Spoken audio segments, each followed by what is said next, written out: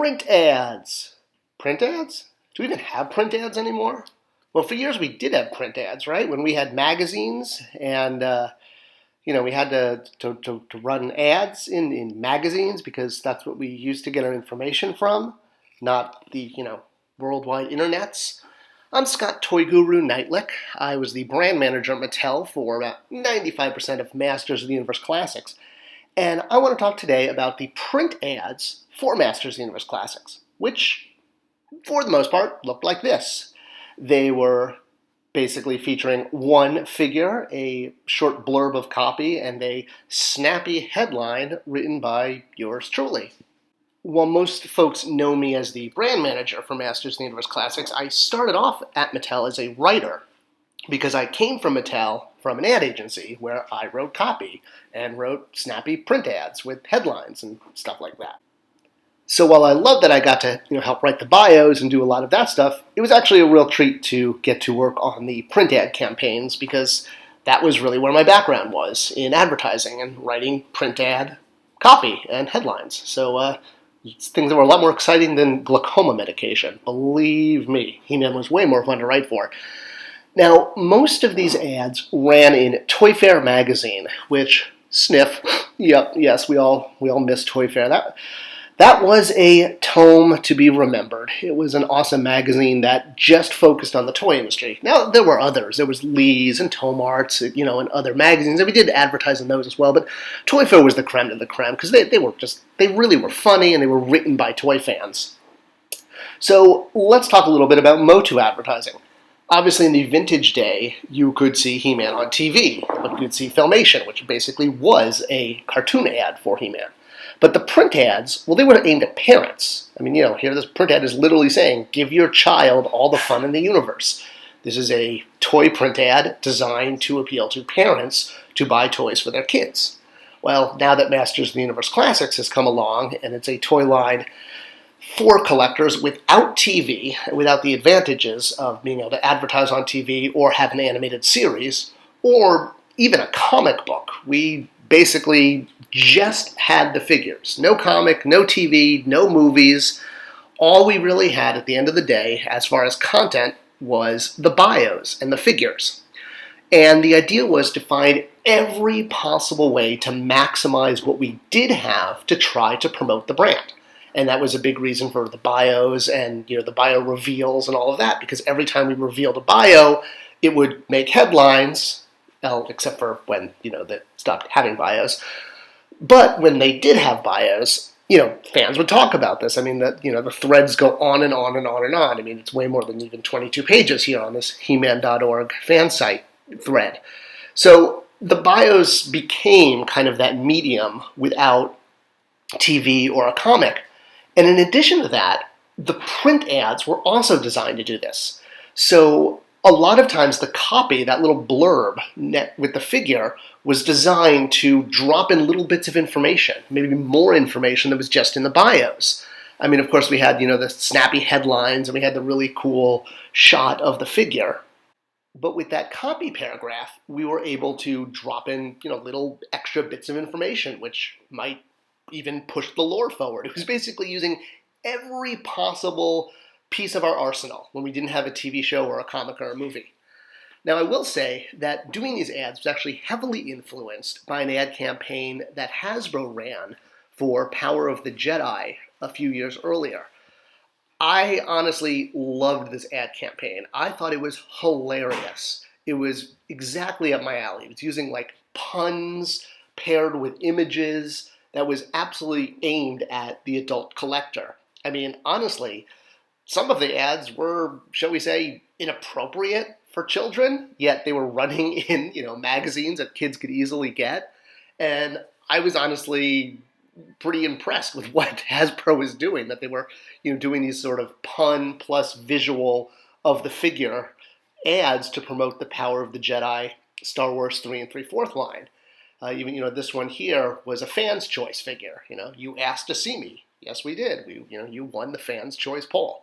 So this was kind of what I was going for, this tone and manner of tongue-in-cheek, using the headline to maybe get a smile, and then the copy essentially because we had a space for copy on the print ads, we could use those, as I said, to push the brand forward, to drop in bits of lore. I mean, Star Wars did other ads too, but honestly, none of them I thought were as witty and clever as those Power of the Jedi ads, which were also great because they were a series. You saw a whole bunch of them. They weren't just like one-off ads where it was kind of one and done. Like some of these ads, they were more, it's like every time you saw that green background, you knew what you were looking at. And that's also what we were really going for with the MOTU Classics ads, is that when you saw one in a magazine, you immediately could recognize it as part of a series. It wasn't just a one-off ad. We always had the figure against a background, which actually came from the 2000X series. So one of the few assets I was able to get a hold of was these background images, these high-res shots from 2000X. So we would basically drop in a photo of the figure with an existing background, because basically we had zero budget for these. I think if I wasn't writing and designing the ads myself, we had to farm this out to an agency. We didn't have a budget for that. We had absolutely no budget to promote this line. So it was all basically what I could come up with for $0, which meant using existing photography, existing backdrops from 2000X, and I would write the copy because, that was my time. And most of the time I spent on this line was usually on the weekends and at night. My wife would be happy to attest to that. She wasn't really happy for those 10 years, but you know what? Hey, it was worth it. I mean, she's happy now. She was happy then. What am I saying? Why am I getting into a discussion of this? I love my wife. But the point is I did this in a lot of my spare time.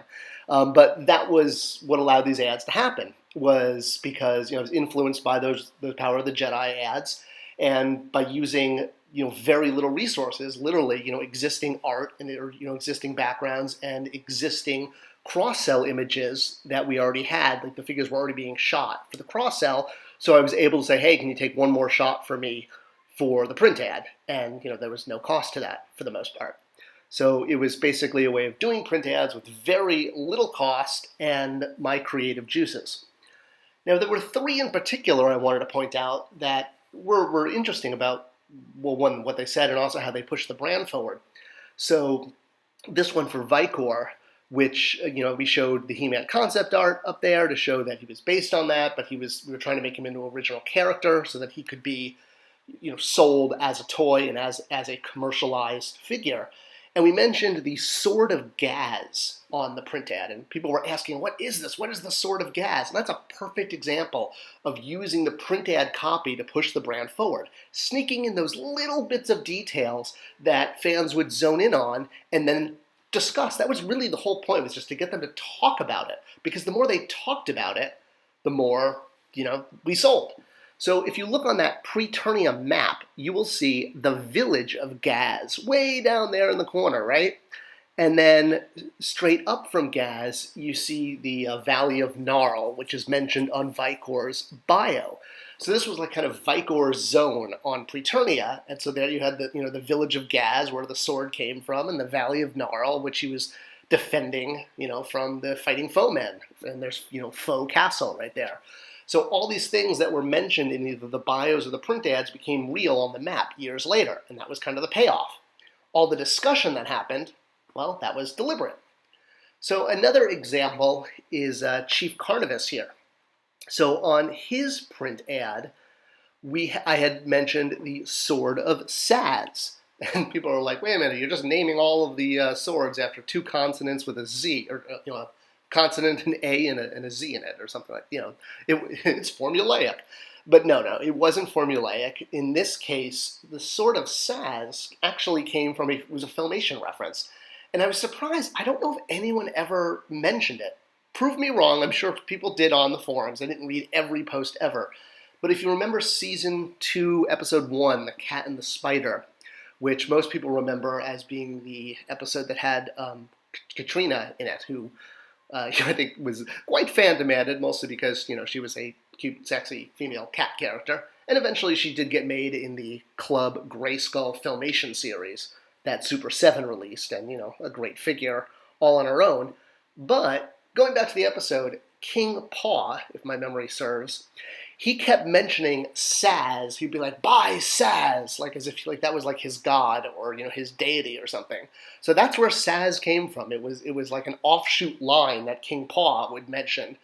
And so I thought that would be great because it could link Carnivus, who was a cat character, to these cat people. And yeah, a reference if anyone caught it. I hope somebody caught it because that's the kind of details we put into that. All right, last but not least, I would definitely not be able to do a video about the print ads if I didn't mention Webstore. So Webstore in his copy talked about his backpack and his rope, his hook, working, quote unquote, just like the vintage one. Just like you remember. That was the line. Just like you remember. Boy, did that get me in trouble.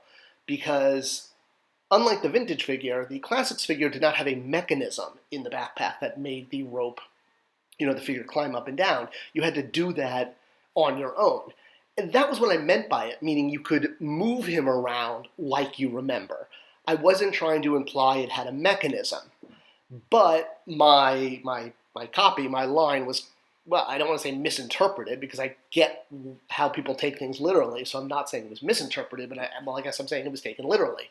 And fans were not happy that in the print ad it said it worked just like you remember, but it didn't actually have the mechanism. I meant you could reenact it like you remember. You could manually do it because no MOTU Classics figures really had action features, because we didn't have the tooling budget to afford that, to basically build the mechanisms. That's why Battle Armor He-Man didn't have a spinning thing, because we couldn't do the mechanism. It was very expensive. So yeah, he worked like you remember, not literally how the figure worked, and it was basically the Spanish Inquisition. Fans wanted my head on a plate, and I felt terrible because this wasn't like I intended to mislead people, but I learned my lesson, and I made sure I stopped giving any kind of, things that could be taken literally like that in the print ads, because the last thing I wanted to do was mislead fans. It was not intentional, and I sincerely apologize to fans who got Webstore and found that he didn't work like you remembered with a mechanism. So I'm sorry, I really am. And of course, I think my absolute favorite of the print ads was the one I did for Zodak with a C, who was the first Zodak remembered. And that's basically because I got to use a tagline or a headline in the ad that I took directly from Zap Brannigan, because I love Zap Brannigan and I love Futurama. And that's what the print ads were all about, just doing fun things and bringing the brand forward. All right, cool. Well, I hope you enjoyed this inside look at the print ads. If you've got other questions about them, leave them in the comments below.